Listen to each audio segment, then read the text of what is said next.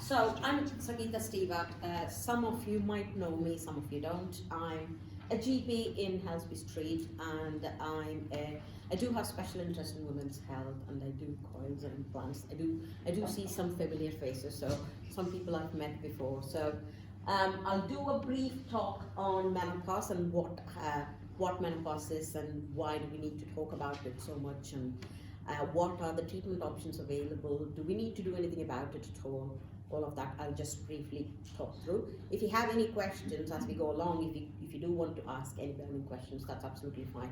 Or at the end, we'll have the question and answer sessions. Okay. So, what is menopause and why is it? Okay. How does it affect you, and how do you manage it? Because I'm sure we all, as women, have to, apart from the two men who are sitting out just in the back, we don't have to worry about it. Everybody else will have to go through it at some point. So menopause at a glance. So menopause is a natural process. Everybody has to go through it. It does happen between the age of 45 to 55 naturally. The changes in hormones, which means that the progesterone and the estrogen, which are produced in the body, gradually goes down. That's why you do get the symptoms. Main symptoms, what we do suffer from is hot flushes. That's the most we hear about because we can see it. There are other things which also happen in the background. One could be vaginal dryness, which is not talked about much, mood changes, and also irregular periods, which is also a part of menopause. I know we don't relate it to menopause and the hormonal changes, but it can be related to menopause as well. So a little bit of demographics. I know this is probably less 10 years old, but it is still relevant. In 1850, the age of menopause was 45, but the life expectancy for women was 45. So now 2009, now in 2023, age of menopause is about 50-52, but the life expectancy for women is 82 on an average. So we do live longer, so we do suffer from menopause symptoms. So 30% of our life is postmenopausal. So we do need to try and manage that in a better way. So hence why it's really more important that. So in 1990, we had 476 million postmenopausal women. In 2030, we'll have 1,200 million postmenopausal women. So it is something which is going to be an issue or a health need for all of us as women. So at 5 months of gestation, we do have 7 million oocytes. Oocytes are eggs within the ovaries. At birth, we have 1 to 2 million because the rest of them disintegrate. At puberty, when we start having our periods, we have about 400,000 eggs within the ovaries. 40 plus, there is a rapid decline. The number of eggs in your ovaries goes down very rapidly. At about the age of 50 to 52, they die off and the ovaries die off as well. So they don't produce any eggs. Hence why we do have lack of estrogen and progesterone. So a little bit of timing about what the aging of menopause. So premature menopause is if you do go through the change under the age of 40, which means you stop having periods and you start getting the hot flashes and all the menopausal symptoms, then it is premature menopause, in which the ovaries die much sooner than it should do. Pre-menopause is age just before the start of menopause is about 45. That's when the hormonal changes start. So under the age of 45 is pre-menopause for normal women. Perimenopause is 45 to 55. Menopause is when you do stop having the periods, and postmenopause is 2 years after you stop having periods, or 1 year over the age of 50. So the most important thing as a GP I get is, I think I'm going through the change. Can I check it? Do we need to check it at all? Do we need a blood test? Do we need a urine test? Or is it needed? The answer for that I'll tell you in a minute. But most of it is a natural process which the body goes through, where the ovaries die off, and so it doesn't need to be checked by doing a blood test, unless you're going through the change under the age of 40 and you do need some kind of hormone replacements. Then you need to check it. Other than that, it's a clinical kind of diagnosis, or it's a natural process which can be clinically diagnosed. So you don't need a blood test unless you're going through the change very early, or if you are on the pill or something which you need to stop, then we need to check the bloods. The reason why we don't check the bloods, I think somebody needs to help me with this.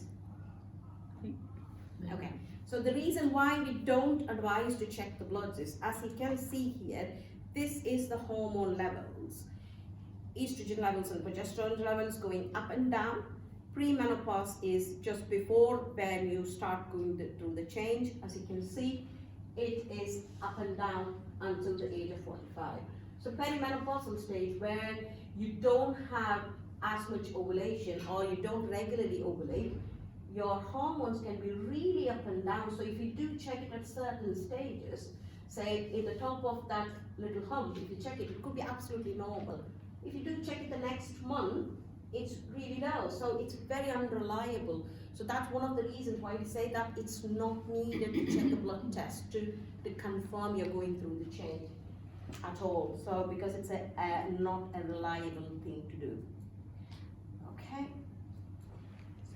So the most common symptom what we do suffer with menopause is vasomotor symptoms, which is, in other words, having hot flushes, because there is a thermostat in your brain which needs to control your temperature within the brain. So when there is lack of estrogen, that thermostat doesn't work properly, and the range becomes really low, so you do end up having hot flushes because the thermostat isn't as good as it used to be with the hormones. So hence why you get real hot flushes, and then it goes into real cold flush because of the fact that it's not regulating itself due to lack of estrogen. So there are several things which will influence the symptoms. So your diet and lifestyle. So if you do have phytoestrogens, for example, there are certain natural estrogens which are available from herbal things, like there are herbal remedies which are available over the counter, like black cohosh, red clover. People always come and ask me, can I try that? Yes, you could, but they've got phytoestrogens, and phytoestrogens is present normally in certain food. For example, in soybeans, it's there. So Japanese people tend to get low hot flushes because of the fact that they have soybeans, a lot of soybeans in their food, and that has natural estrogens, and so they don't end up having hot flushes. So diet makes a big thing. Smoking, alcohol, caffeine, and high BMI and exercises also increase the risk of having hot flushes.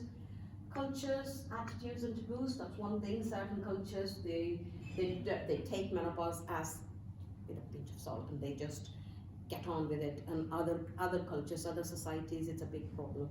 It could be due to various reasons. Women work, women have a healthy lifestyle, women are active in certain cultures, so it does become a big problem. Negative effects on life and what you've learned from your family members, your relatives, all of that makes the way you perceive menopause. So the next symptom, which is not talked about a lot, is vaginal symptoms. This is due to, again, lack of estrogen. Usually the vagina is an elastic body which can be stretched with estrogen. The effect of estrogen on the vagina is it makes it stretchable, like a rubber band. But when there is lack of estrogen, it becomes like paper. So when it's stretched, it tears. And hence why lack of estrogen leads to dryness, reduced lubrication, which we all feel as you may have feel like you're having a dryness down below. So when you do have sexual intercourse, you're really dry, and it's really painful, and the skin tears, and which can make the pain worse and can lead to itching, discharge, bleeding. And one of the main symptoms we do see is recurrent urine infections, which is mistaken as urine infections, really. Urine infection-like symptoms, because of the fact that the urethra, which is not very far from the vagina, is inflamed during sexual intercourse. or due to dryness of the skin itself down below. So that can mimic urine infection, but it's really urethritis. So if we do give some topical estrogen for people who do present with recurrent urine infection-like symptoms, it does work. And it's a common thing as a GP. I do see quite a lot. People come and say, oh, I've got urine infection. Come and tell me what the symptoms are. I have pain on passing water. And we check the urine. There's nothing wrong in the urine itself. So that's a common problem which we do find as well. Okay, pelvic floor atrophy, again due to lack of estrogen. There is a muscle which connects the symphysis pubis, which is the anterior part of the pelvis, to the back.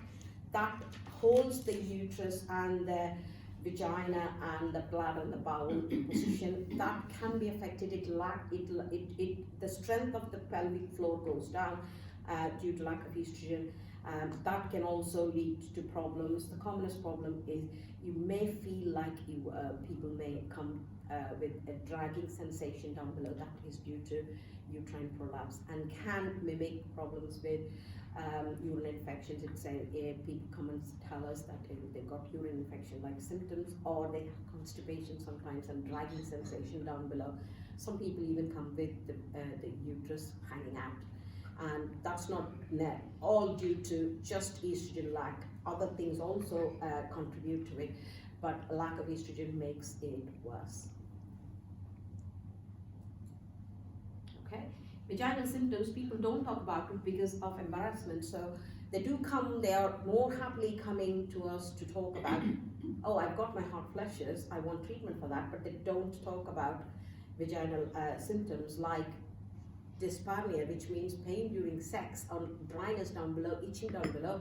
We don't see people coming to us and talk about that. So it is due to lack of awareness and embarrassment to try and talk about this, but we do ask questions about those intimate things, and they do come out with, oh yeah, I do have these issues, because it can affect relationship, it can affect your lifestyle. So there are quite a few things which can be done for it. So really, these kind of events try and help create awareness of these situations that we're all facing, that, and it helps us bring a little bit of vaginal atrophy and why people don't come forward for it.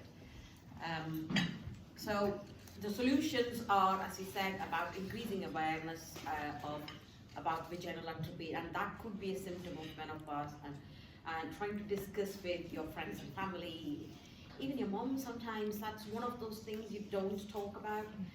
Try and talk to them and try and tell them to come forward for treatment. So talking about menopause is not about vagina and the bladder is not an embarrassment. So try and improve their awareness of it and talk about it more.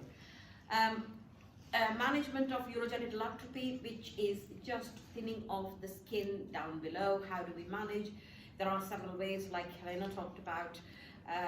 We can use non-hormonal moisturizers, which are available on the counter, just to lubricate, to try and relieve the symptoms. There's also systemic HRT, which is available as patches, tablets, or gel. You can use that as part of the treatment of the atrophy symptoms, or you can use vaginal estrogen, which is available as a cream or a tablet or a ring, which you can use as well, will help with the urogenital symptoms, which includes urinary symptoms, dryness, pain, itching, and recurrent urinary frequency and urgency as well. So pelvic floor exercise is very important because it does help with the strengthening of the pelvic floor muscles. So lack of estrogen, this is what it does to you. So your body's fat distribution changes. So your abdominal fat distribution increases, and for some people it goes to a gynoid distribution, but mostly it's central obesity is what we get with lack of estrogen. There's increase in LDL level of cholesterol and increase in insulin resistance, which puts postmenopausal women at increased risk of diabetes. And there's also increase in blood pressure and CVD risk. But not all is gloom and doom. There are some treatments we could do, and we talked about a lot of things which are like, oh my God, am I even worth living through menopause? It's not like that. It is one of those things which you could expect, but there are management things which you could try. So as Helena was saying, going through menopause has an effect on your bones. Particularly if you do go through menopause at an early age, under the age of 40, if you go through premature menopause, we really need to try and give you some extra hormones to protect your bones. So if somebody's had a hysterectomy, which means taking the womb out and also taking the ovaries out, and your estrogen, your hormones is gone out of your system completely. Sometimes we do have that, isn't it, with heavy periods and stuff like that. I know we don't do that quite a lot these days because of other treatments available. But if they are surgically removed, or they are for some reason, they die away and we have premature menopause, then it's really important that we try and replace the hormones so that your bone health is not affected. So taking HRT until the age of 50 is only naturally replacing your normal hormone which you would have had otherwise. So it doesn't increase your risk, and I would recommend, if somebody who's gone through the change really early in their life, like under the age of 40, 45, please go to your GP to talk about HRT, because that will improve your bone health and it will prevent fractures. If you do fall in future, it does have some benefits. HRT is not the only answer for bone protection. Always alcohol reduction, exercise, smoking, and all those also help. But definitely HRT, particularly if you are going through the change early, helps. Okay, so why is menopause a big deal? Yes, it is, because it affects everybody. Women, we're going through when you're over the age of 50, and as I told you already, we're all working, we all have busy lifestyle, it is a big deal. So you need to try and manage the symptoms holistically, to try and look at individual patients. So you asked the question about how do we treat it. There is no one answer for individual person. There's always a tailored mechanism for each individual's needs. So we need to look at contributory factors, whether there is anything else which is contributing in the background, whether there's any long-term health problems. People may have long-term things like severe pain, diabetes, COPD, all those things we need to consider before taking it, and also inform and make the decision with the patient and with the person in front of you. So it is a big deal. So let's touch about a little bit of management. Does every woman needs to be managed? Definitely not, because some people fly through it, no symptoms, they're fine, so they don't need management. But if you do have any symptoms like what we talked about already, sleep disturbances, mood changes and stuff like that, we can always talk to your doctor. Getting an explanation for what the symptoms are is a big thing. Sometimes we all go through the symptoms and we think, what on earth is going on? Trying to understand what the symptom is a big thing. And once you understood it, then trying to manage it is the next stage. So if you don't understand the symptoms, we don't manage it properly and we worry about things. So understanding it, after that, trying to manage it with diet and exercises, wearing lighter clothes, and I'm sure we've all gone through it when we are taking our coats off, thinking, oh my God, it's really hot, and your husband or your partner says, oh my God, it is freezing, and it's something which we all have done, and it's something we would do more of when you are over the age of 50. So if you do have that, try and wear light clothes and reduce smoking and caffeine and alcohol. That in itself makes a big difference. HRT and alternatives are an option as well. So symptoms of dryness, as we talked about, we can try vaginal moisturizers and also estrogen pelvic floor exercises. HRT, as I said, is available in different forms, and this is given for people who really need it. Oral tablets or transdermal, which is patches, which is gone through the skin. It's got better side effect profile compared to oral tablets, because if you do take a tablet, it goes through your tummy, get to the system, through the liver and into your blood. When you do use patches or transdermal through the skin, a gel or a patch, it goes into your bloodstream, so it avoids the bypass through the liver. So the side effect profile is a little bit better. There's also an option of a coil and a transdermal gel, because it does have the lowest side effect profile, because the coil helps with the uterus, the hormone which is needed to protect the uterus with the HRT, and the estrogen which is needed for your hot flushes or the menopausal symptoms. So that's one of the best ways of doing it. And again, the topical estrogen, which is for vaginal dryness. So these are the few kind of modalities of HRT. None of the least, and Helena talked about testosterone, which I will talk in a minute about. Okay, estrogen on its own does not increase risk of breast cancer, and no increased risk of cardiovascular risk. So estrogen is the only thing which we need for treatment of menopausal symptoms. But why do we give progestogen, which is an extra hormone? That is to protect the uterus from the harmful effects of the estrogen. So that is why for somebody who has a uterus, you need to give both of them together. Right, thank you, Sangeetha. That was a useful presentation. No, I haven't got one, so I'm just going to talk to everybody. You have to look at me instead of slides. Right, okay. Right, so I think that was a lovely introduction to it. I think first of all I'd like to stress that we need to remember that menopause is a natural life event. It's not a disease, it's not a disorder. And everybody's experience of it is different and individual, like pregnancy. There's no, I don't see any desperate need to medicalize every aspect of your life. You know, we have to accept that it is also a natural life event. There are treatment options available, but it's not compulsory for everybody to pursue it. Everybody's experience of it is different. The way in which we deal with different life events and different stresses of life is all individual to the person and what their experience of it is. So I think Sangeetha very nicely touched on the physical aspects of going through the menopause.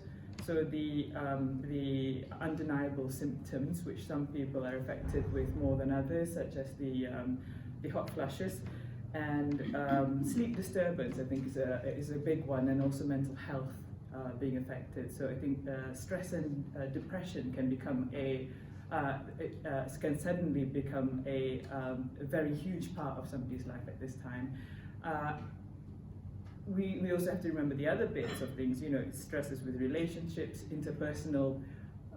The people in this room in general will be in a position of being a carer. So, you know, I know that we're very lucky in a way, but also unlucky that, you know, we're in a position where we can have everything. We've got, you know, jobs, careers, nobody can stop us, we've got the votes, we've got everything, we've got work, families, but I think we have to, quite often, women do this at the expense of themselves. So, you know, we feel that we need to go above and beyond to, you know, make sure that to keep our relationship alive, but, you know, it works two ways, you know, with those sort of things where, you know, we've got, you know, sexual problems, relationship problems, it works two ways. It has to be a collaboration.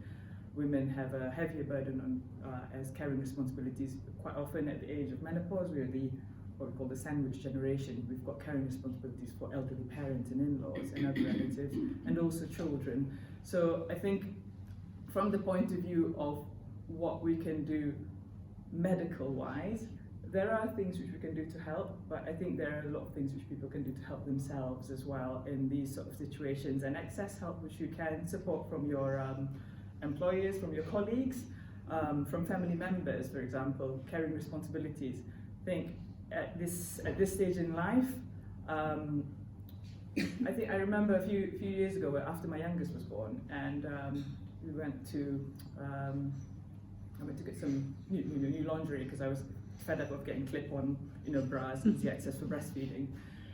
So I think one of the things which my daughter said to me, because I said, you know, I want to have a set of these, and I said, I'm going to get a sports bra as well. And she said, why are you going to get a sports bra? You don't do any sports now. And well, I will do from now. So, you know, it's just one of those things where, you know, when you have, you know, you have to cope with the different lives. Everybody's got their own challenges, and we have to do things according to what's presented to us at the time. And, with very, very small children, they were my priority, but, I got to a stage in life where I thought, I need to start doing things for myself as well.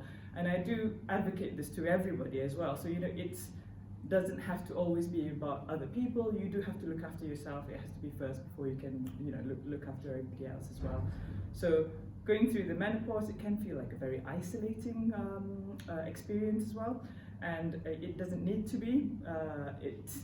We can talk about it. We can normalize these experiences, and also, talk to your GP is an option as well with regards to finding out what you want to do about it. If there's any help which you would like to consider. So among the options available, so there is HRT. Okay, there is safe options available. It's not for everybody, but it certainly can be considered. I won't be touching on the minutiae of it because that will be something which can be individually discussed. Everybody's got different risk factors, different family history. What we can do to help ourselves, though, is arm ourselves with the information which can give yourself the choices in order to pick what's best for you. So there's lots of information available out there. I think from the point of view of patient groups, there's the Women's Health Concern, and the Menopause Matters is a very good website as well, which I would encourage people to look at if that's what they want to do. So yeah, there's the conventional HRT. Sangeetha was talking about vaginal symptoms. So it doesn't always have to be hormones. I think in our little goodie bags there is a leaflet about so non-hormonal treatments, lubrication, moisturizers. You can purchase this over the counter. They've recently, a huge leap of progress for us is over-the-counter vaginal estrogen. So Gina, however you want to call it. So it's the same as what you can get prescription medication, which is vaginal estradiol tablets. So these are available. You can help yourself. If it's something you should feel comfortable talking to the GP about, then you can try. You can have a trial of this yourself. They're very safe to have on the whole, even despite whatever medical history you've got.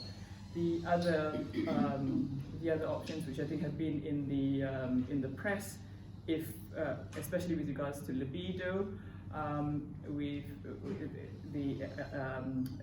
think Davina has a lot to answer for this, is the testosterone. So I think it's HRT, testosterone, hormonal, they have their roles, they're brilliant in certain situations, but it doesn't suit everybody. So I think we need to ensure people have a balanced view of what's available and why in certain situations your GP might not be that happy to have it. So I established the menopause clinic at Warrington Hospital. We never had one until last July. So at least there's an option now for the GPs to refer to secondary care, because I think previously the only option available was the Little Women's, and I spoke to their menopause lead there last week, and I think they're working through patients who have seen referred December 2021. I think that we will be able to vouch for this. We've got, so I think just the Cheshire and Mersey region group are working towards trying to ensure that we get standardized care through the region really, and make sure that things are optimized with regards to women's health.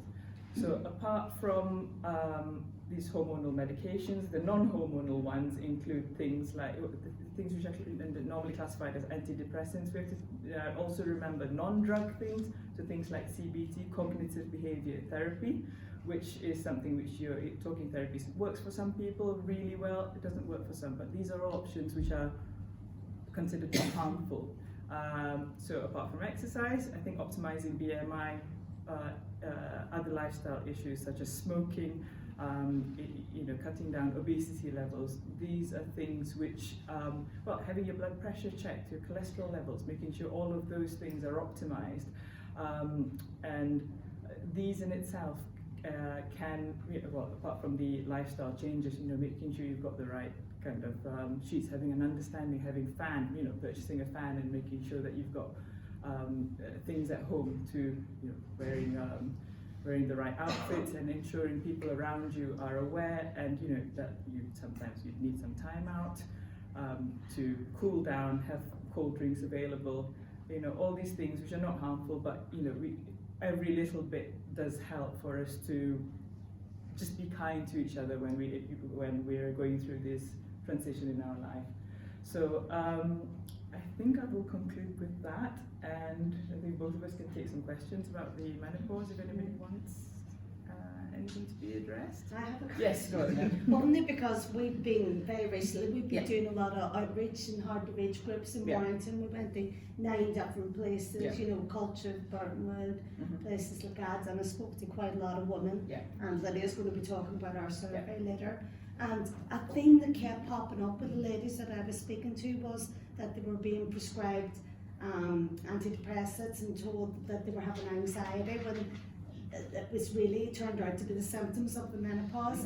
And what I would really ask is if somebody came to me like that again, because we do have a feedback centre, what would be your advice to me for them? I was just saying, go back to your GP, obviously. Yeah, so obviously by the time they come to me in secondary care, so I think have you got an answer for that from primary care side of things? Yeah, if somebody comes to me with the symptoms of anxiety or Yeah. mood changes, and they are going through the changes, well,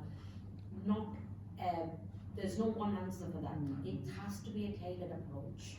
So we need to try and find out what's happening in the background. It could be that there is a relationship problem in the background. There's an elderly mom who has got cancer, and there's other issues. So sometimes when people do come in, they've got a fixed thing to say that this is due to menopause, and that's not due to anything else. But trying to get that background history and tailoring the approach to each person is the key in treatment there. Some of the antidepressants do help with the mood changes with the menopause, because HRT is something which you can take, but it's not something which you can take for lifelong. You have to come off it at some point. So we need to try and tailor that to, is HRT the treatment for this person, or could be a little bit of anti-anxiolytic would help, because it's a taboo, isn't it, taking antidepressants and anti-anxiolytic. But to be fair, in my experience, we do give anti-anxiolytics when they're going through that. The anxiety of going through the menopause itself is a big problem. Lack of hormones, yes, we can treat with HRT, but some people, they do need that extra support with antidepressants. It's not always HRT is the answer. Like Helena was saying, HRT is not a must-do. It's a choice, it's an option which we could take if there is a need. Not everybody needs to take HRT, and it depends on what symptoms you have. If you're having vaginal dryness, the treatment is topical estrogen rather than systemic estrogen. You don't need it. But there are some people who are having systemic estrogen and progesterone, which is a tablet or a patch or a coil in a gel, but still they will need an estrogen gel or cream for down below for the vaginal dryness. So again, we'll have to give both of them. Even if we do give both of them, the anxiety part of it is not completely gone, then we have to give them something else. So it's kind of quite tailored to individual person. There is no blanket approach. I think I've got a similar but slightly different take on that. So I think it depends on what the issue is to start off with. On the whole, HRT would suit most people. I think the ones which we wouldn't consider are the ones who have got estrogen dependent tumours, or they've had blood clots actively being treated. But even in those situations, we would. So I think possibly that might be the group which you're referring to. However, I do have to say that on the proviso that in a lot of the patient population who have been started on antidepressants, so apart from anxiety, it does help with some hot flash symptoms as well. It can have a negative impact on libido and sexual health and arousal. So I think this is something which also is not addressed very well. That the two things do go hand in hand sometimes. So I think there are pros and cons to both.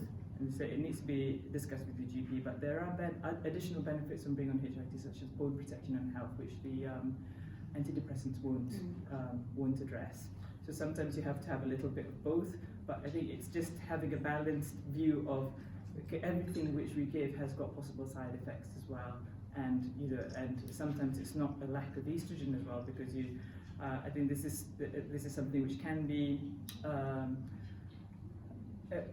influenced in, for example, in private practice, where they give what we call supraphysiological levels of estrogen, over and above what I would see in somebody who's not only fertile but having IVF treatment. I'm also the fertility lead at Warrington, so having levels of over 2,000, where in the normal range in a maiden a peak of health it should be between 600 and 900 of estradiol. So I think when people are willing to go beyond the realms of what's safe and acceptable, but they prey on the desperation of women because they've gone to private clinics, I think that's when it makes it extremely difficult for those of us who prefer to practice safely. But I support everybody's choice to go beyond what is the safe remits if they're paying for it, in private healthcare. But there are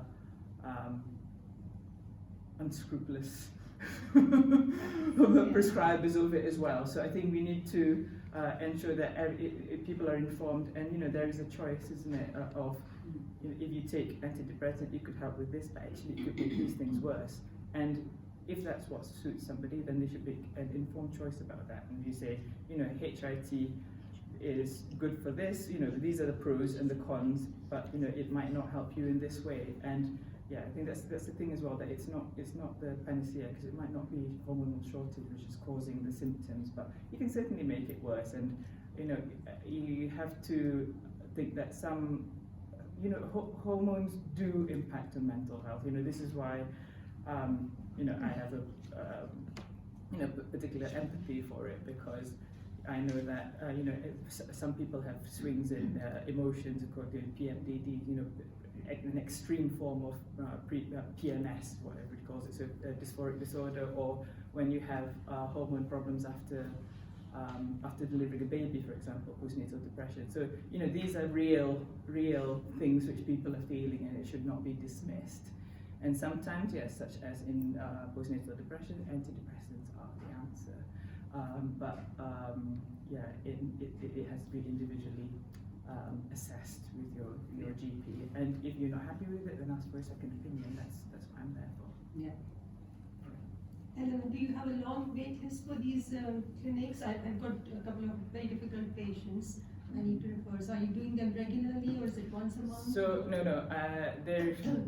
So the management deemed that every alternate week is enough, but I have to do extra catch-up. So I think when my clinic was set up last July, the referral system was out for the GP. So I think people were referring from, so they were setting me up for failure basically. So I think you could book the clinics from March, but I only started in July, so there was already a 4-month wait before it even started.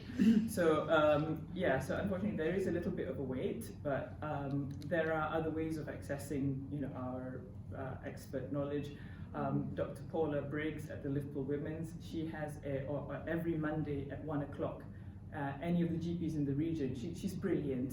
She does a basically open access to a tertiary, an expert in the field. She's the chairman of the British Menopause Society, but if the GPs are not able to get through to her directly, they can always contact me. So there's advice and guidance, so that your GPs can email me, and I would always say, even before people have the chance to see me directly, I will review the case and make recommendations, because I don't feel that people necessarily should wait if commenting on something, because somebody is not familiar with it. It is by a specialist recommendation, so I'm happy for that to take place. Yeah, so if you contact me, I will let you know what can happen in the interim while waiting to be seen. Hello everybody, I'm Ambreen Rauf. I'm a consultant gynecologist in Warrington Hospital. Colposcopy is my special interest, and I'm lead for colposcopy. So I've got quite a few slides, and I hope that you can ask questions in between, you can take questions at the end. I've got our lead colposcopy nurse as well, so we'll both be happy to answer your questions at any point. So cervical cancer, we know, is one of the burdens on health care, and it was estimated that 266,000 deaths and 528,000 new cases worldwide are due to cervical cancer, and this data is from 2012. Now 85% of these are in developing countries, and obviously there's no cervical screening program there, so that's why it's so prevalent there. The main culprit is HPV virus, which is a sexually transmitted infection, and hence there's importance of screening for HPV and then vaccination to prevent cancer. HPV not only is found in the cervix and vagina, it is also found in the vulval area, in the vaginal area, in the penile area, and oropharyngeal area, causing cancers there. So the NHS CSP program is to reduce the new cases of cervical cancer and also to reduce the mortality from cervical cancer. So there is a worldwide quality assured screening program for all women aged between 24.5 to 64 who have a cervix. And we have constantly high standards to maintain to reduce our cervical cancer. So the terminology of cervical cytology has been changed. And previously there were borderline changes, now there are borderline changes in squamous cells, borderline changes in endocervical cells. The mild dyskiniosis and the borderline changes with cholecystitis has changed into low-grade dyskiniosis. Previously termed moderate dyskiniosis has changed to high-grade with moderate changes. Severe dyskiniosis has high-grade dyskiniosis with severe changes in it. And the severe dyskiniosis, quite invasive, is high-grade dyskiniosis again, and quite invasive squamous cell carcinoma. The glandular neoplasia is glandular neoplasia in the endocervix region, or glandular neoplasia non-cervical, that is endometrial. So the HPV primary testing is now mainly recommended instead of going for cytology because it is more cost effective, it is more sensitive, it picks up more cases. So previously we were doing liquid-based cytology, now this is being replaced with HPV primary testing. It detects more than 90% of all cases of CIN2 and CIN3 and invasive carcinoma. The high-risk HPV is 25% more sensitive than the liquid-based cytology, and there has been a study, Colposcopy study, which proved that CIN3 was less common in women who had HR high-risk primary HPV testing.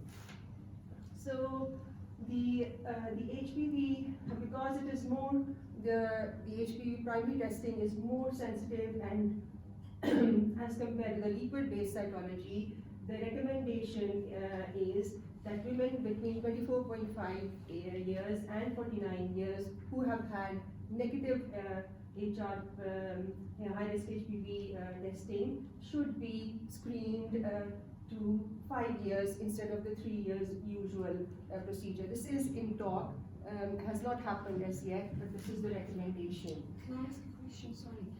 Is this part of your cervical screening? It's done, or is it a separate test? It's cervical screening. It's part of the routine cervical screening. Yes. So the HPV vaccination, we know that it started in the year 2012 and is offered to all now offered to all girls and boys around the age of 12 to 13. There has been significant reduction of anogenital warts, more than 90%. There's no evidence of type replacement. There's cross protection with other HPV types. We know that 16 and 18 are the main high-risk HPVs, but the others, it can cover others as well. So I'll now briefly discuss the colposcopy procedure and how we get the referrals, what it actually is, the BSCCP guidelines, and how our colposcopy services run in Warrington. So I'll also be discussing the guidelines, the wait times, how sample taking is done, treatment of colposcopy regarding CI1 and 2 and 3, aftercare, results of management, follow-up, how our MDTs run in the hospital, and how our KC65, which is the data for colposcopy, is reported. Now, cervical screening, as we know, was introduced in 1988, and the aims are to reduce cervical cancer and mortality. There's evidence that cervical cancer reduction, there has been cervical cancer reduction by 7% each year due to our cervical screening and colposcopy program. We know that 99.7% is caused by persistent HPV, high-risk HPV infection. And we know that I've already discussed that it is HPV primary testing rather than equal cytology now. So for 25 to 49 years, there's a 3-yearly program, and for 50 to 64, there's a 5-yearly screening program. So we have to meet certain targets set up by the BSCCP, British Society of Colposcopy. The waiting times for all referrals, 99% should be less than 6%. For low-grade and moderate dyskiniosis, it should be less than 6 weeks. For moderate and severe dyskiniosis, 93% of these cases should be seen in our colposcopy clinics in less than 2 weeks. For invasive cancer, query invasive cancer, again 93% should be seen within 2 weeks. Results should be communicated to all patients in 5 weeks for 90% of the cases, and results to patients in 8 weeks, 100% should have their results in 8 weeks. Our sources of referral are through the GP, through direct referrals from the lab, through gynecology outpatients, through our GAU, gynae assessment unit, through our family plannings, and some come from the genitourinary medicine clinics.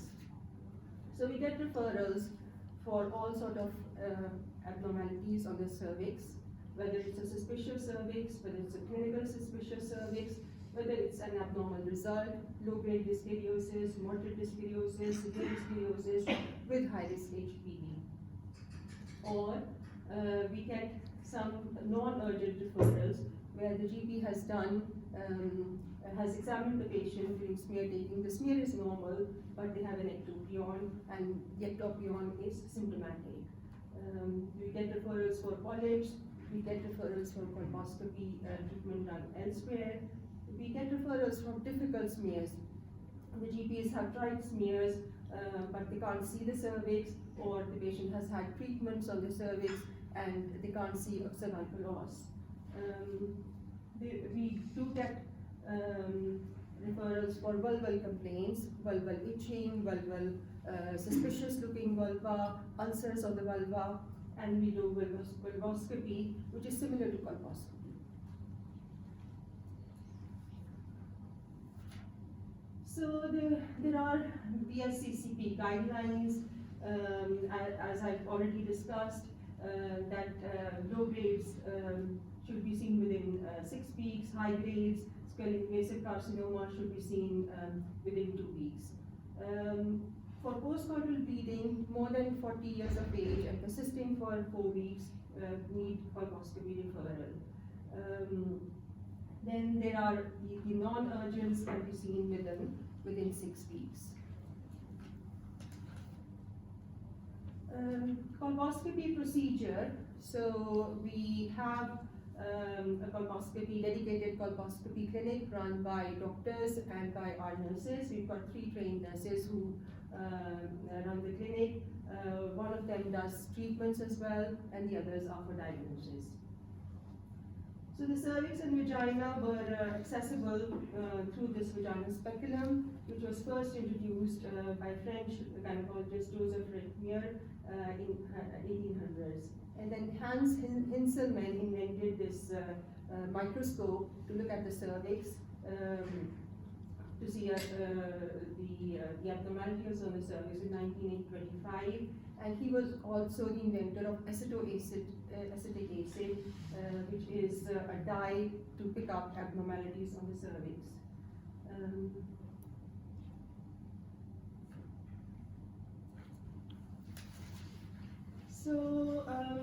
The colposcopy procedure has remained the same. It is examination of the cervix under microscope using certain dyes. The equipment is in a typical colposcopy setting is a colposcopy chair on which the colposcope sits.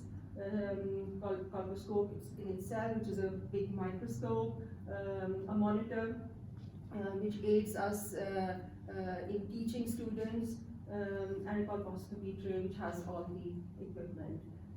Each consultant does have different style of doing the colposcopy. Some prefer acetoacetic acid, some prefer iodine solutions, but we have to all maintain specific standards set up by the BSCCP. So after consenting and counseling of the patient, we take her to the couch and we put a speculum, inspect the cervix and vagina for any obvious lesions. Then acetoacid is applied on the squamocolumnar junction. So this is the junction where the actor cervix and the endocervix meet. So typically, a normal cervix would not take up acetoacid. However, an abnormal cervix will take up the acetoacid, and the more dense the acetoacid appears, the higher is the grade of lesion. So the epithelial pattern may then show a mosaic pattern, which can be fine or coarse, or it might show some abnormal vessels, which is indicative of high grade lesion. After using the solutions, then we can go on to a green filter, we can go on to high magnifications. As I said, everybody has different styles. Some use some use iodine, and iodine is taken up by the abnormal epithelium, as it is non-glycogenoted. So normal cervix would take up the iodine, but the abnormal would not take up the iodine. So depending on the abnormality, then the patient can have a cervical biopsy done from the squamocolumnar junction, and one of the requirements is that it should include the squamocolumnar junction, because that is the main area where the problem starts. So the biopsy then results come back as SCN1, 2, or 3. There can also be a glandular deep abnormality, which is called CGIN. HPV can also be detected by biopsy and cytology results, and then the treatment depends on the grading of the CIN. So in our unit, all sample takers or all smear takers should be registered. We have to send the forms to through ICE to Manchester cytology, and once the patient has had a smear test, they are given a date and time, and they have telephone results through our telephone clinic.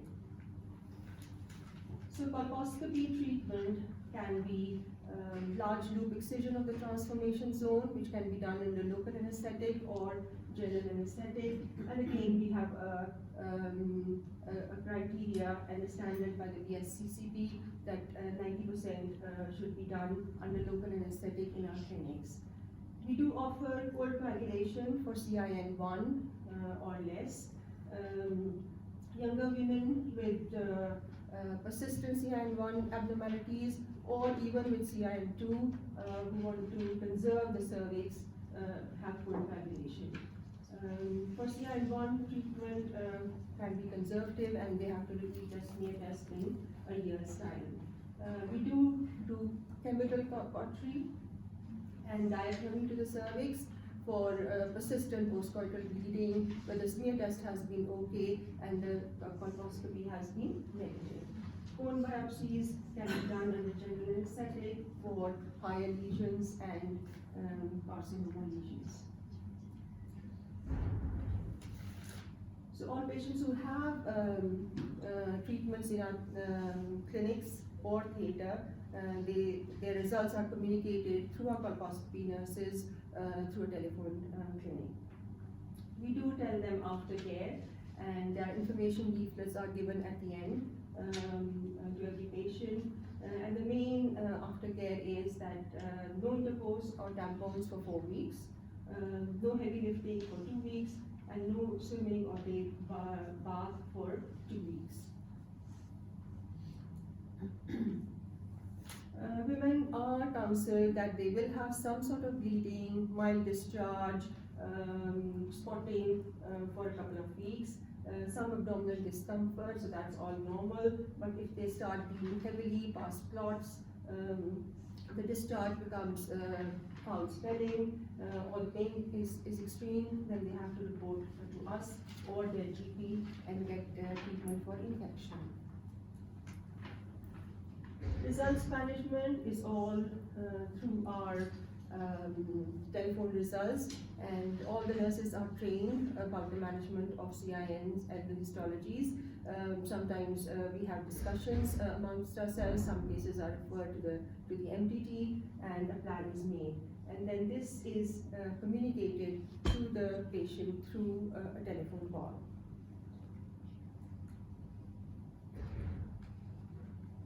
This is all follow-up for CIN1. Patient is mainly discharged to the GP for a repeat smear in 1 year, unless we have some indication to keep her in the hospital. For CIN2 and 3, they have a test of cure smear by the GP in 6 months' time.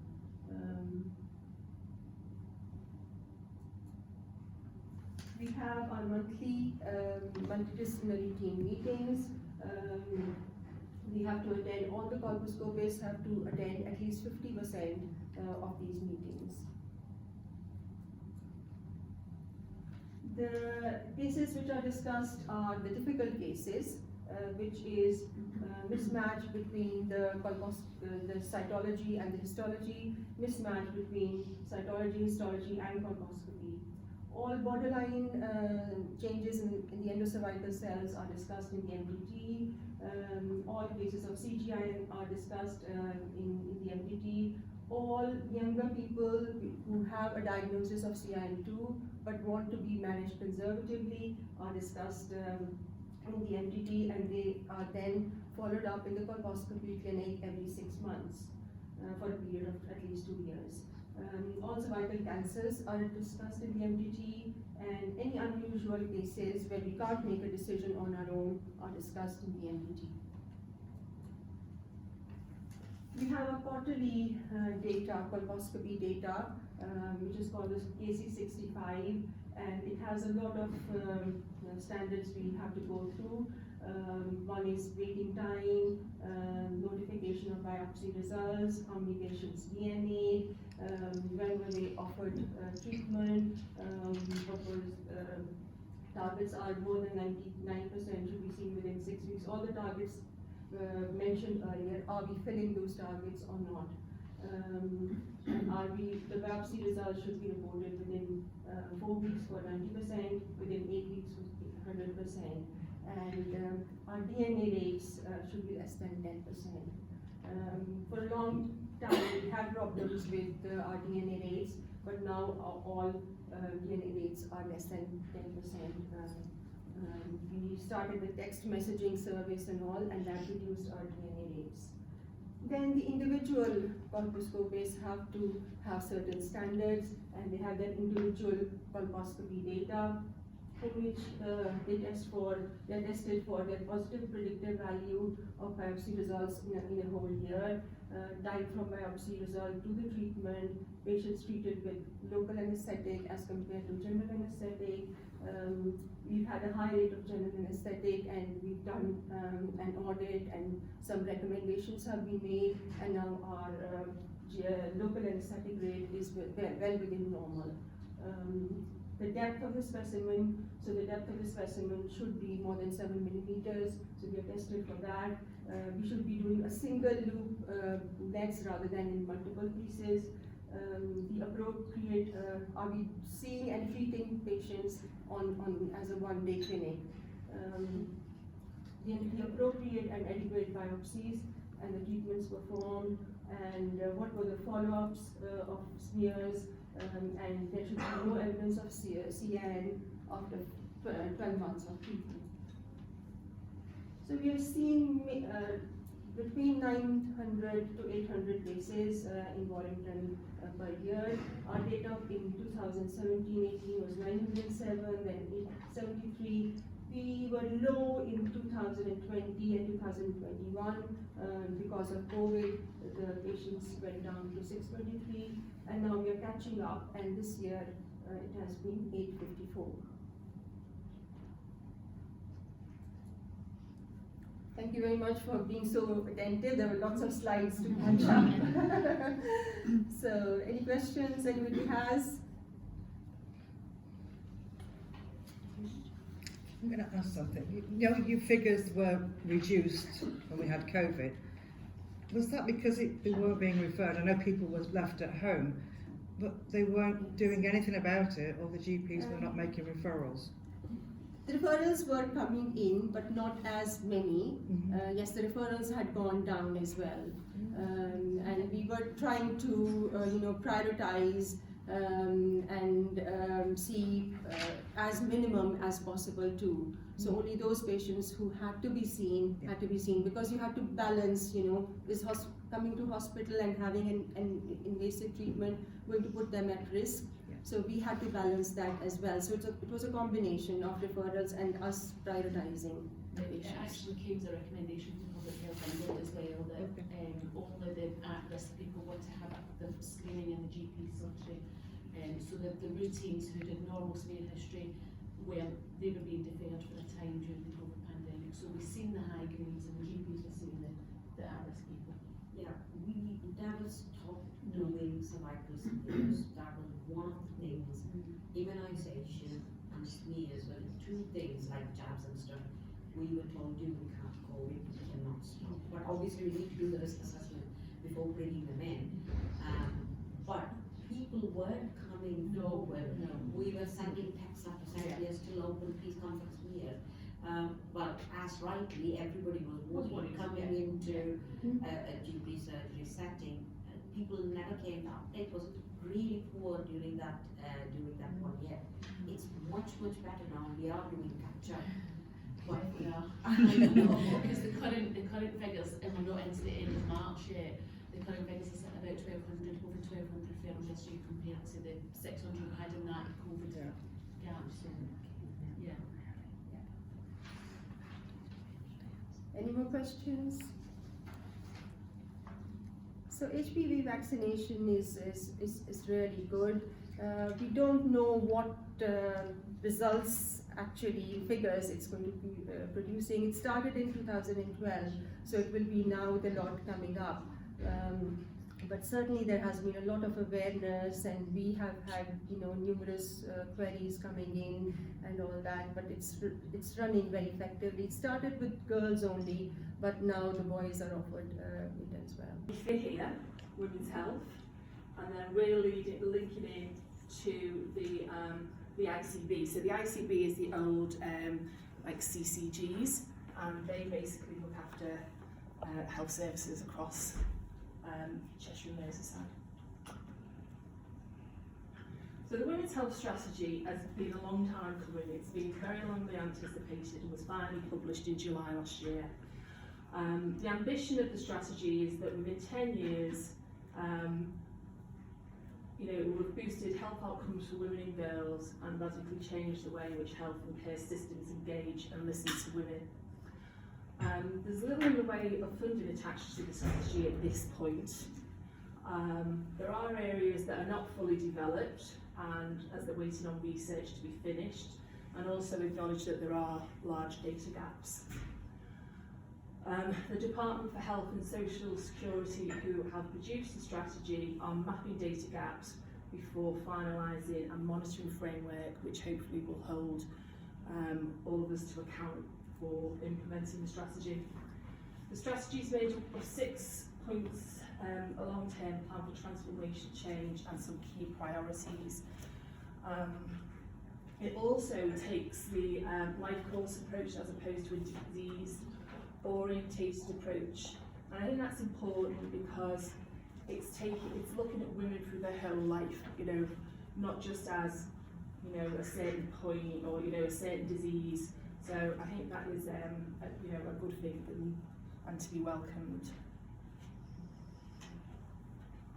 So the 6-point long-term plan is to ensure that women's voices are heard. And I think I think most of the women in here will have felt at some point in time that they haven't always felt that their voices have been heard when accessing health or talking about their health.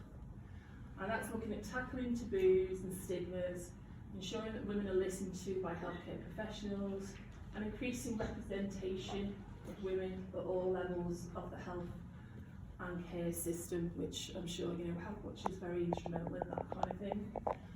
Improving access, so women can access services to meet their reproductive health needs across their life course, and prioritising services for women's conditions such as endometriosis, ensuring conditions that affect both men and women are considered women's need by default. So I think things like that, we'll probably talk about like cardiovascular disease and things like that. Addressing disparities in outcomes amongst women, so ensuring that a woman's age, ethnicity, sexuality, disability or where she's from does not impact upon her ability to access services or treatment they receive. And clearly I think we understand that, you know, there are big issues with that. And also workplace, a greater understanding of how women's health affects their experience in the workplace. You know, we need to start normalising conversations on taboo subjects such as periods and the menopause, and, you know, for employees to have a real understanding of how that can impact women and the support that can be given. Research, so supporting more research which is increasing the evidence base to look at, you know, women's health, and better information and education. That's kind of touching on some of the things that Helena was talking about earlier. You know, making sure that women have good quality information about their health and a place where they can access it. Because there can be lots of sources of information which are great, but, you know, it's really important to have that quality attached.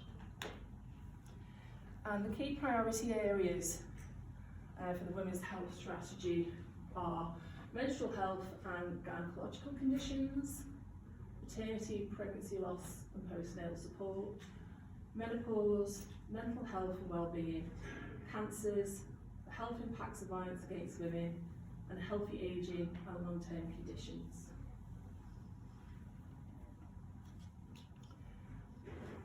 Some of the other key points are that the Department of Health and Social Security will commission a new reproductive health survey, reproductive health experiences survey every 2 years, starting this year, and it will gather data on women's experiences across all areas of reproductive health.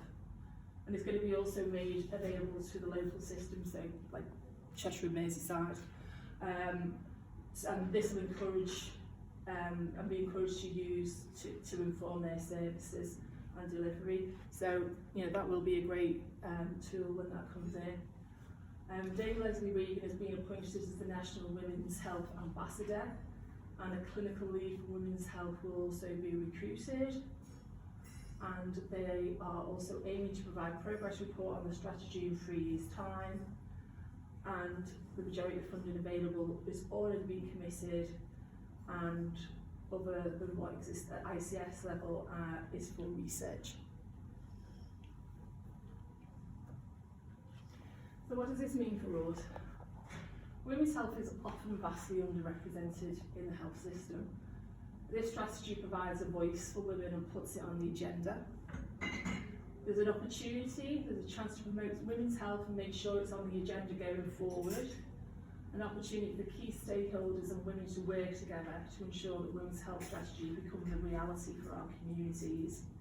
And a chance to empower women to have more of a say about their health journey throughout the life course.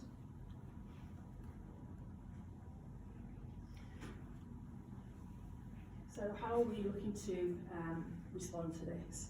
We've engaged with women across Cheshire and Merseyside, and we know that often they don't feel listened to or supported or able to access good quality information about women's health.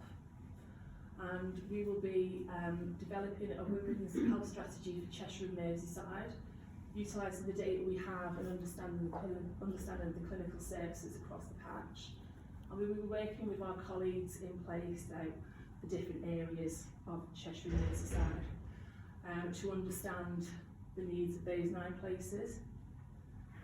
I don't know what's happened here, but I'm missing a bit.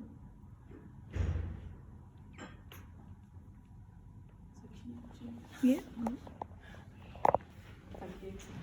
So we're hoping to have a draft for consultation in May, and then return to carry out events across Cheshire and Merseyside to share the draft with a view to completing by summer 2023.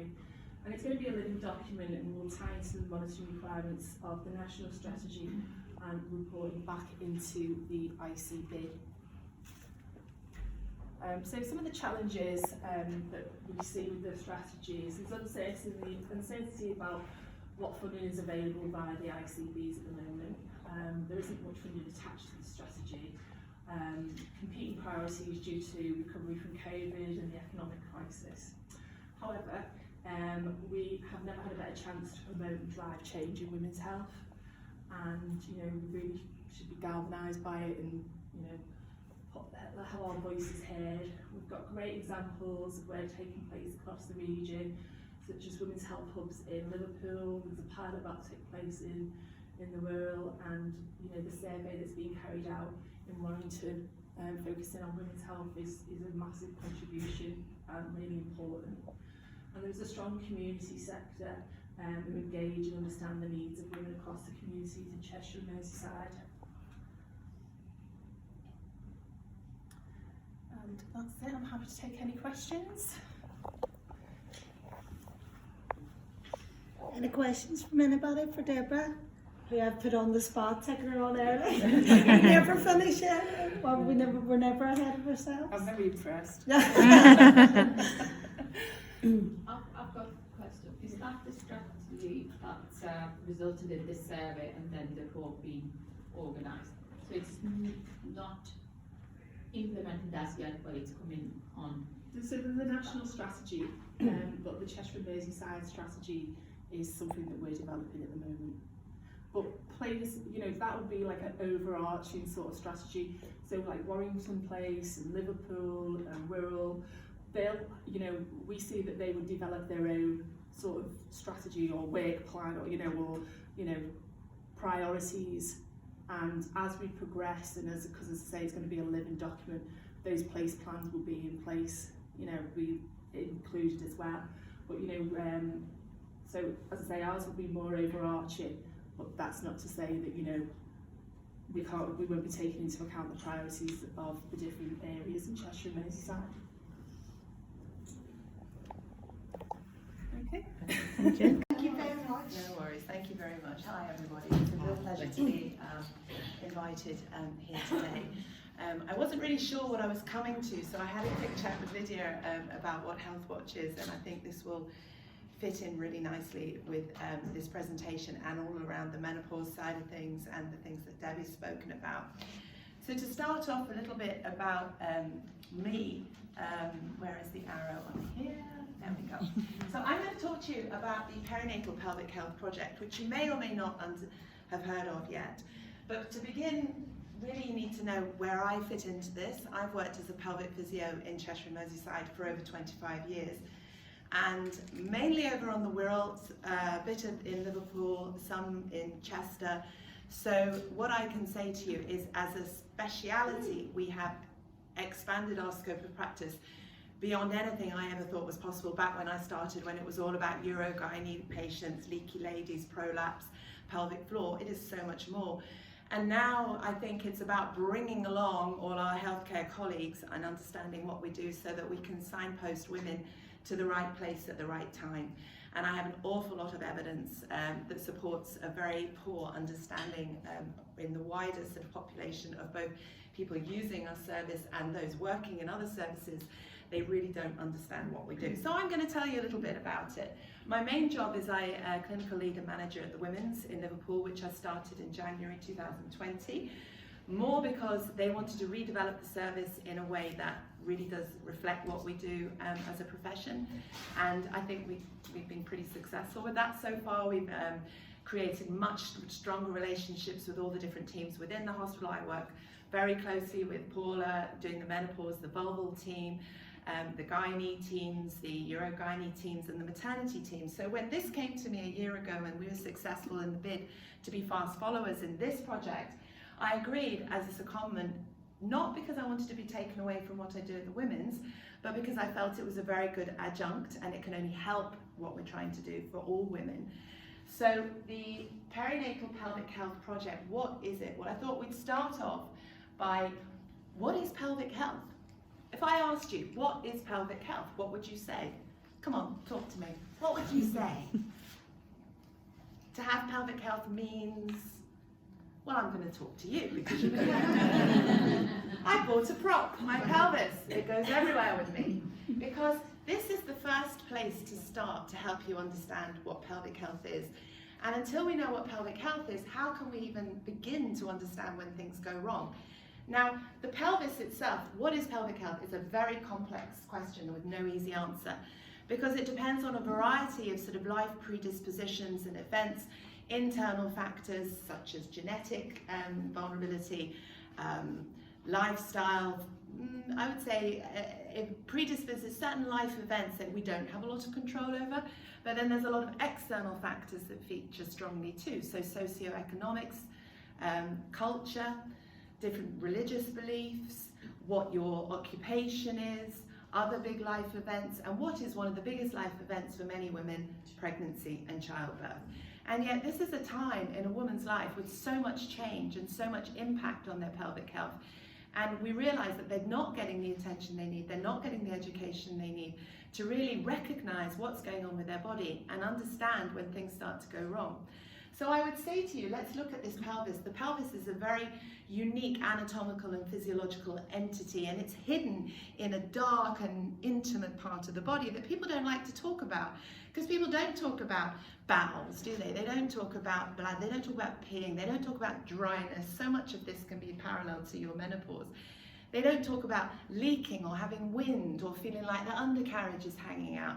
These things just aren't openly discussed, except they are, and they're becoming much more openly discussed. And I would say to you that if you have pelvic health, let's think about this structure. Because in the past, people think it's all about the pelvic floor, this wonderful diaphragm of muscles that just seems to control continence, and we squeeze and little else, but it's not. The pelvic floor is very important in stabilizing the pelvis to allow us to take weight. Men, I'm so pleased we have men in the audience, you have a pelvic floor too.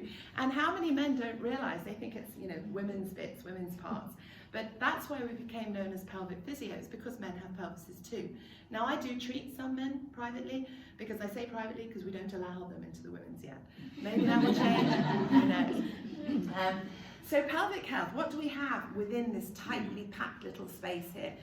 Well, in women, we have the bladder, we have the bowel, we have the uterus, we have the vagina. And the vagina is like a vault sitting between the bladder and the bowel. We have it all supported by very, very strong connective tissue, what we call fascia. We have muscles that come up and around all these organs, part of the pelvic floor. So the pelvic floor isn't just about this area here. It comes in and around it to create this multi-dimensional, multi-system, three-dimensional, multi-layered complex that can really be responsible for many, many different things going wrong. So if you're thinking about pelvic health, it's about having the harmony between different symptoms. So your bladder's health, your bowel health, your sexual health, your musculoskeletal health, and all of these generate symptoms which we then describe as pelvic floor dysfunction. And that word in itself is misleading, because everyone assumes that if you have a pelvic floor dysfunction, it means that you've got a weak pelvic floor. Most of my patients do not have a weak pelvic floor. They often have a non-relaxing pelvic floor or a sensitized perineum. you know, it's not as simple as compartmentalizing into what we used to create this sort of vision of single symptom problems. Most pelvic floor dysfunction problems are actually generated by a multitude of different compartments. So that leads us on to what is pelvic floor dysfunction. And this is about where we're going to start talking around this service. Because pelvic floor dysfunction is an umbrella term that actually encompasses 250 different symptoms. 250. And they will cover bowel continence, difficult defecation, pelvic pain associated with sex, pelvic pain associated with other chronic overlapping pain conditions, prolapse, urinary incontinence, flatal incontinence. I mean, when people say to me, what do you do in your area of physio? They always look slightly nervous. And I say, well, I do everything from here, the diaphragm, to here and here, because we know that your brain feeds into many of your symptoms. So what can start with psychosocial issues can then start coming out into very real physical symptoms. And we see that a lot with our postnatal women who don't get the support they need around their pelvic health, and this starts to snowball postnatally when they hit that 4th trimester, at that time of great adjustment to becoming a different, you know, changing your identity, when everything is around the baby, and suddenly their bodies don't feel like their own anymore, but that gets put to one side because they don't want to talk about it, they don't know where to go. So this is where pelvic floor dysfunction comes in, and many people will come to our service and say, why has it taken me so long to find you? So I'm sure many of you in this room have suffered pelvic floor dysfunction, but probably never actually discussed it before, or just thought, well, it's part of being a woman, it's part of the menopause, so you can't really see this. But we did a bit of a check-in with women, and we said, do you know where your pelvic floor is? Would you know how to do pelvic floor exercises? Because many women will just go, oh, you just squeeze, don't you? And then, you know, and the faces are incredible, and everything they're doing is, I just have, you know, and it's, no, they're not doing it right. The only way that you can actually see if a woman is doing it correctly is by examining her and getting her to do it at the same time, doing a vaginal examination. Do you find sex painful, uncomfortable? 80% of postnatal women have problems with pain associated with sex, 80%. But they don't come through the door with that problem. They will often come through with more common problems. And then when the conversation progresses, they will admit, oh yeah, I do actually have pain. Now this might have been something they suffered with before because it's a massively common issue. And pregnancy has just given them the opportunity to get help. Or this might be something that their delivery has led to, or the drop of estrogen has led to, or maybe some psychological trauma associated with their pregnancy has led to. So what I'm saying to you is this is a time in your life when we can actually help in so many different areas that you might not expect or actually associate with physiotherapy. Do you know what a prolapse is? Excuse me, was that samosa? I shouldn't have had it. Prolapse strikes fear in women's hearts because they have this vision of it all hanging down, you know, especially if you produce this. Because, you know, again, this is where language is so important, and I hate to say this, but sometimes language isn't very sensitively used to women when they're being examined, and they'll say, oh, I feel like my undercarriage is dragging, and they might have seen someone who said, yes, your pelvic floor is weak, your vagina is broken. You know, I have women who say that, who come to me and say, well, they told me it just wasn't there. Well, of course it's there. Do you know what I'm saying? So the pelvis is an area where the support is so important, and it's that support that can lead to so many issues associated with the spectrum of symptoms that we call prolapse. Have you leaked urine after pregnancy? Many women will expect to, all right? If you expect to, you're going to accept it. If you accept it, you're not going to seek help. So this is just to give you a bit of background onto what we are calling. We probably need the lights off because you can't actually see my presentation very clearly. But the Perinatal Pelvic Health Project, what is it? It is the local delivery of the national ambition to improve the prevention, identification and referral of pelvic health problems during pregnancy and following birth. So what this is it's in response to many of those strategies that you've talked about this morning, the Women's Health Strategy, the NHS Long-Term Strategy, the Pelvic Floor Society report. They talk about how women's health has been the poor relation, and pelvic health sits in this plan. And what we're trying to do is wrap pelvic health around women, starting with puberty and going straight through to the upper age limit, of which I always say there is no upper age limit, because I have many women in their 70s, 80s, wanting to know how to improve their sexual health. So age is no barrier when you're talking about pelvic health, and everyone needs to remember that. So what we're trying to do with the Perinatal Pelvic Health Project, if we get it right for women postnatally and antenatally, if we educate our colleagues to have a much higher baseline level of understanding about what pelvic health is, what education they should receive during pregnancy, then women are going to get the support and help they need at a time which will hopefully impact later on. So the women who come into us with menopause symptoms, who you're asking questions about their delivery 20, 30 years before, and they're looking at you as if to say, oh, that was long gone. You know, they might have had third-degree tears, no apparent symptoms, even though their anal sphincter was affected, bit complacent, I'm fine, menopause hits, hormone levels change. I've seen women develop fecal incontinence overnight. Can you imagine the shock of that? Whereas all women who've had third-degree tears should receive physio, pelvic physio, and the correct advice from day one postnatally. So these are all things that we're going to have to try and embed into a system that actually improves accessibility for everyone at a time that's critical.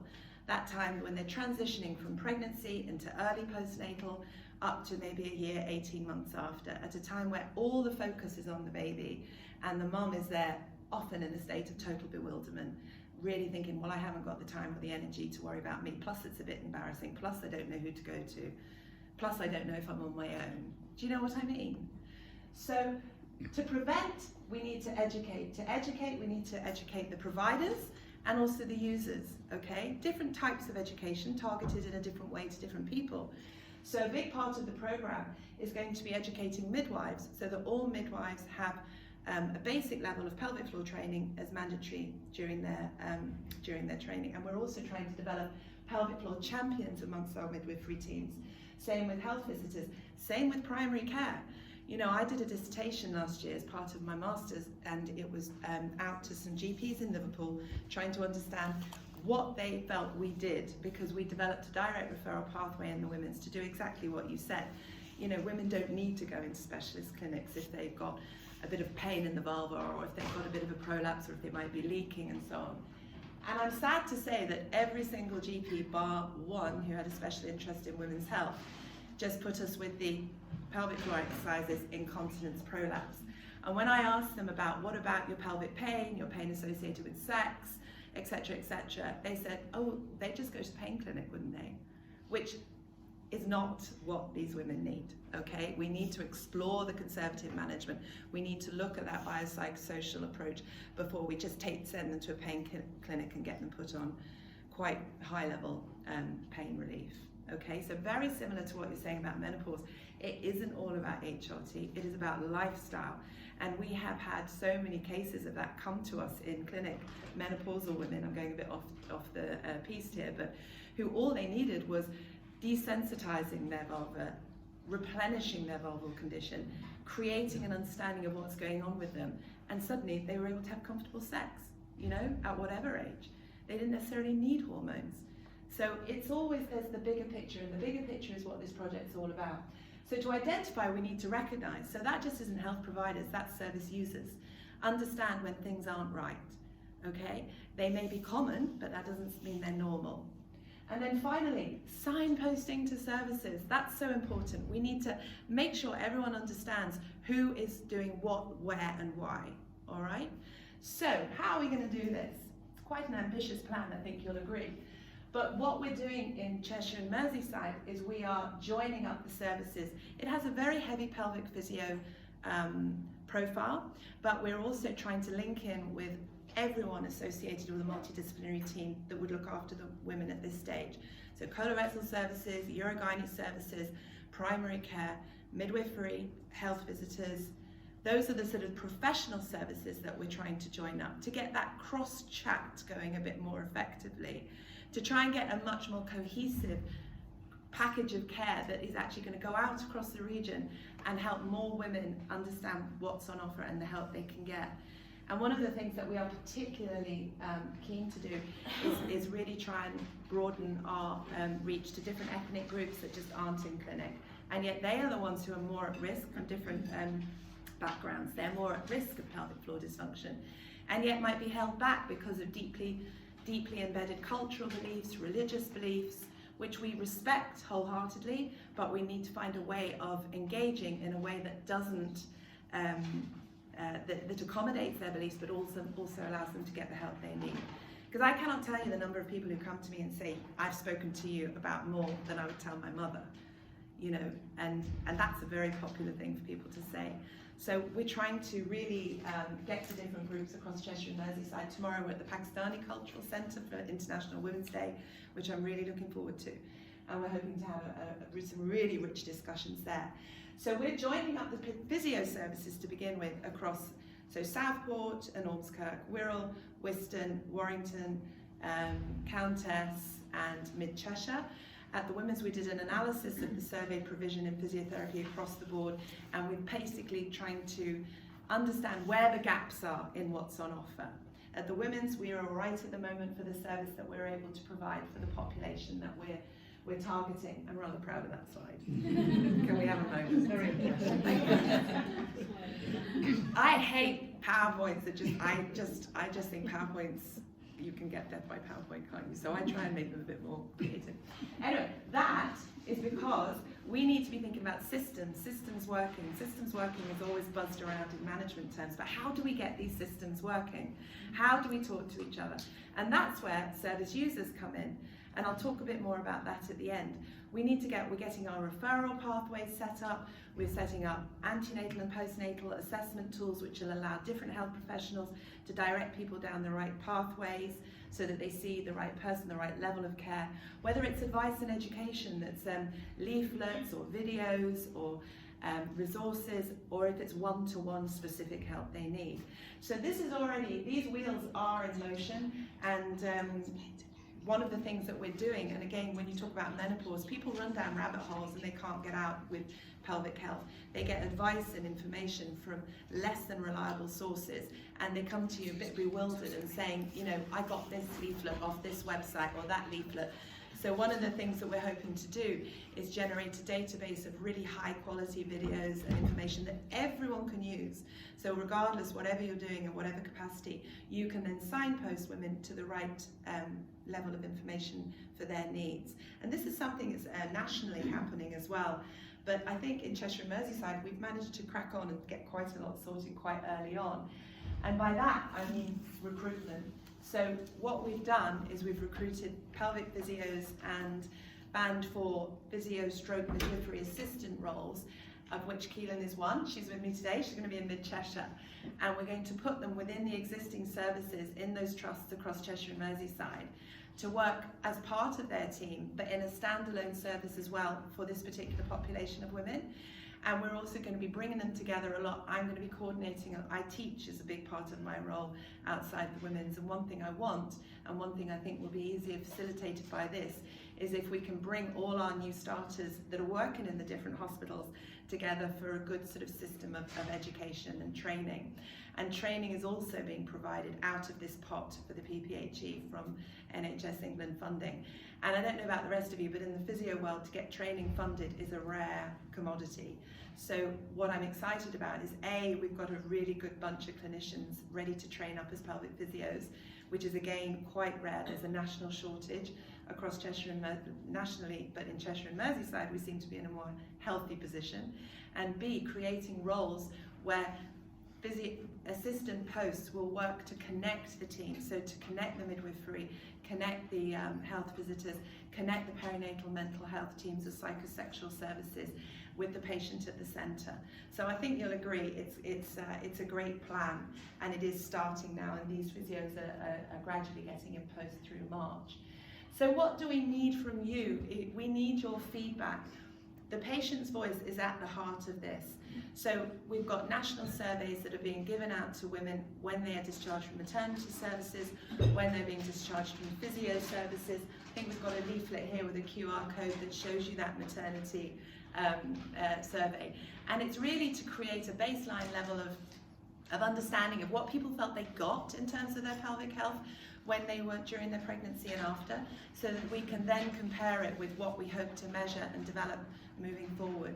But if we have an understanding about what we're trying to achieve, we can transfer knowledge more easily and really try and develop the service. And that's where everyone, I think standardization is very key. So we're going to have a big program of engagement that Jenny's part of across Cheshire and Merseyside, talking to women in all different formats.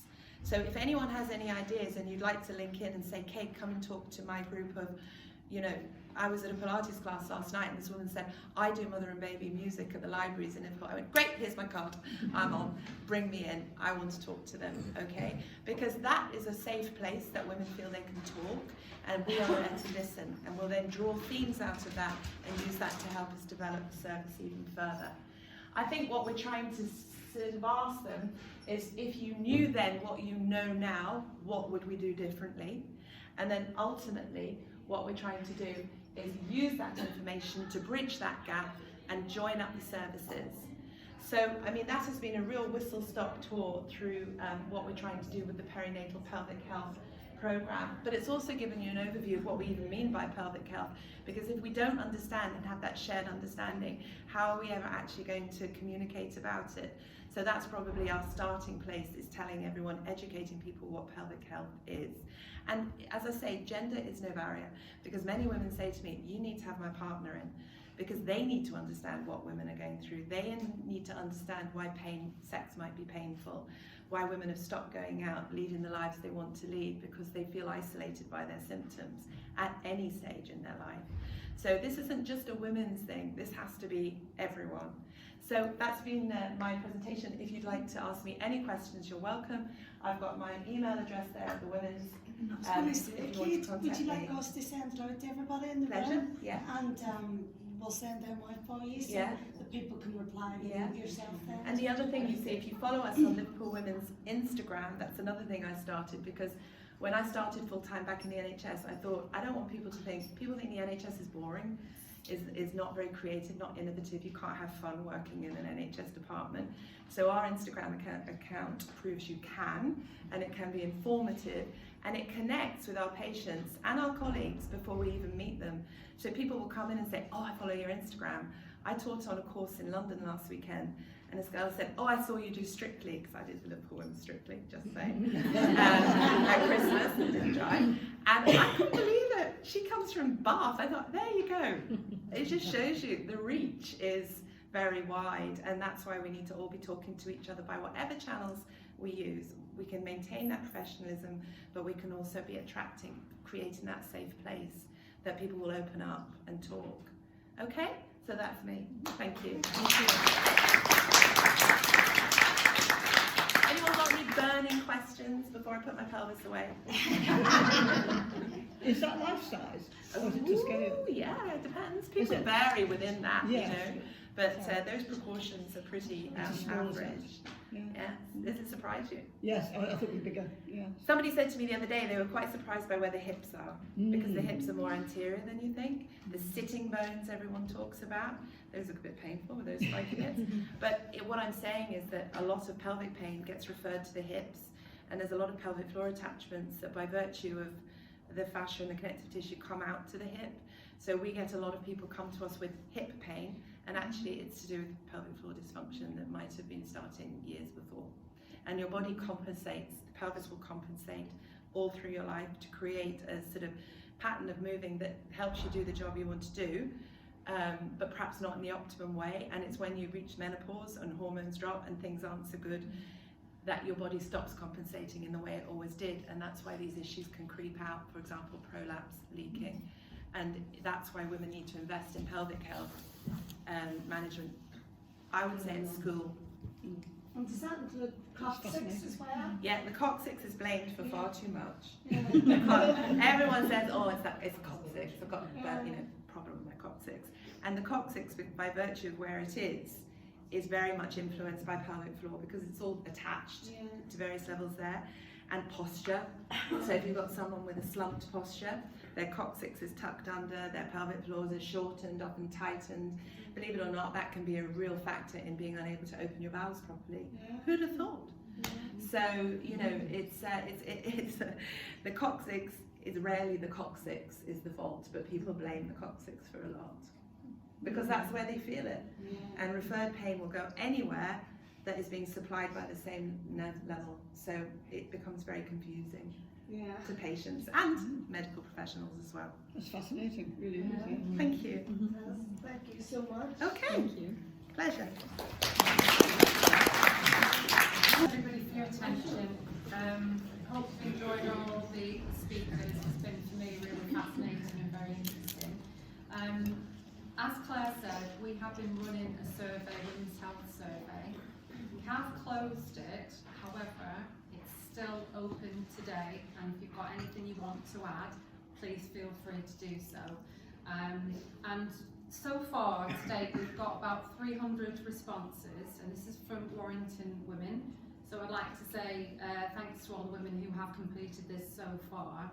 And we've been analysing some of the data, Chrissy and I, and to be honest, it's been quite hard-hitting, some of the comments that we've received. But I would like to say that Warrington does reflect the overall national government strategy, and so some of the themes are broken down. So if I can just point, you've all got an infographic on the table if you want to have a little look at that. So we asked people if they could rate between 1 and 5, which was most important, if they had to pick an area which is most important to them. Now, obviously, the age group of the women as well, we've got here at the bottom of the infographic. So I would say possibly more so in the menopausal age. So we do have quite a lot of feedback on the menopausal part. So that was number 1. And then sort of mental health issues around all that area has been present really on all the areas. So we've crossed those across there. Second was cancers, so female-related cancers were an issue and a concern to the women who completed the survey so far. And then we have sort of healthy ageing, so obviously our older women about how to keep healthy post-menopausal. And I think we had one comment from one of the women to say that they felt they were the forgotten generation, which was quite interesting as well. It's about services looking at older women as well. And then 4th was menstrual and gynecological as well. And I think what I can remember, sort of the younger age women, we didn't get as many women filling that out. So that doesn't necessarily mean that that was 4th in sort of importance. So I think all of those areas are important. Chris, can you just press that down? And I've just broken these into themes. Okay, so the menopause part, what came out is women are suffering, and yes, it's a natural phase for us all to go to, but I think a lot of that is suffering in silence. Families are also impacted negatively with symptoms, as Kate mentioned as well. It's not just necessarily about women who are going through this. Again, still taboo. Some of these are reflections on some of the presentations earlier. Not enough support and information to support women after the menopause, so post-menopausal, what I mentioned. And again, this is a snapshot of 300 women, and although they're not saying obviously all GPs, but majority GPs have got a lack of knowledge around menopause and training, specific training around that. We've got one mention here that somebody's had to guess their way around the best options for them around sort of HRT. We've got, due to lack of awareness and training support information, women have assumed that HRT can only be given post-menopausal. So again, I think it's around education and information for women. We've got women feel that they're still not taken seriously or respected. And women would like to see some more women-specific clinics. So again, out in the community, not necessarily into sort of hospital assessments. There's around issues around symptoms around brain fog, memory loss, weight gain. Again, this is something that's upsetting women and a massive concern in some areas. We've got having annual or 2 yearly checks for women to prevent time wasted around menopausal support and advice. And then women who are perimenopausal would like to have access to regular checks with GPs or health professionals. I think we've put here on the mental health as well, that's the main overarching theme. And we've got healthy ageing as well. We've got, so I think I've mentioned that about the forgotten generation. And women have asked for more support on living healthier at an older age, and I think Kate mentioned that as well, about lifestyle. And women are asking for preventative service to reduce the impact on the crisis on NHS services. That's it, and I think there's a little part around So, education again around menstrual pain. We've got better support for polycystic ovarian conditions as well, and education around that, around further GPs, specific training.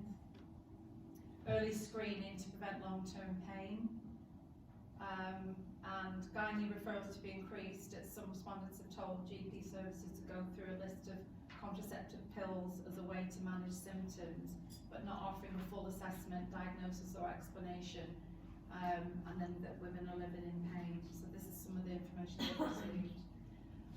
Cancer, again, women are asking for quick diagnosis, and I know that it was mentioned in the previous presentations around cancer screening, but again, as I said, this is what women are reporting.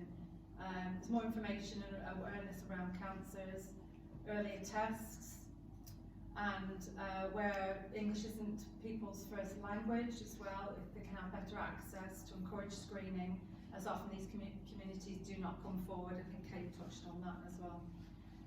Awareness and information on precancerous conditions as well. And that's really sort of sums it up into certain themes.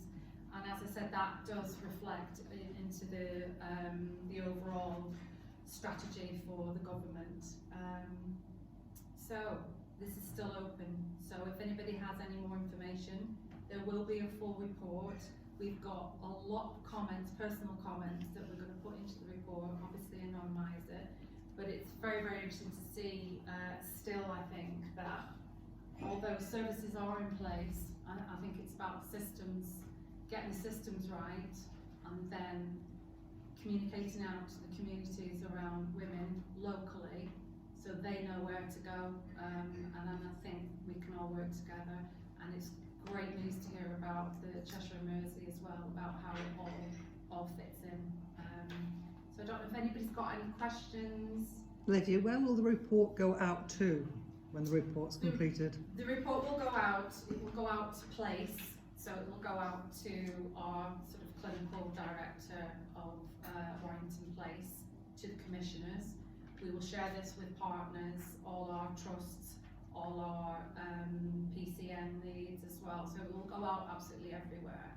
And then we'll look at if there are any recommendations, and obviously we'll be working very closely with Cheshire and Mersey as well to see what themes, and as was mentioned earlier, that Deborah said that there is going to be a local plan, but there's also a Cheshire and Mersey plan, and obviously the overarching is the government strategy 2022.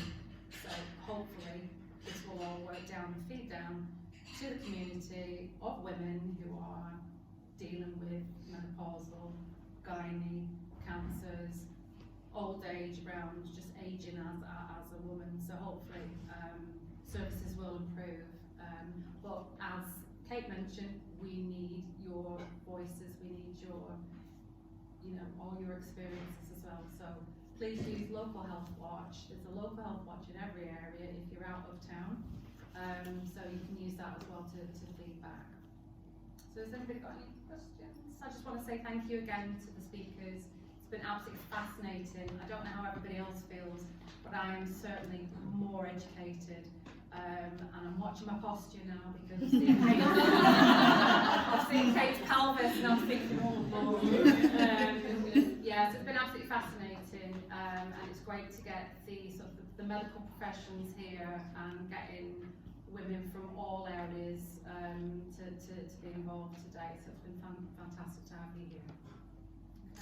Okay. Thank you.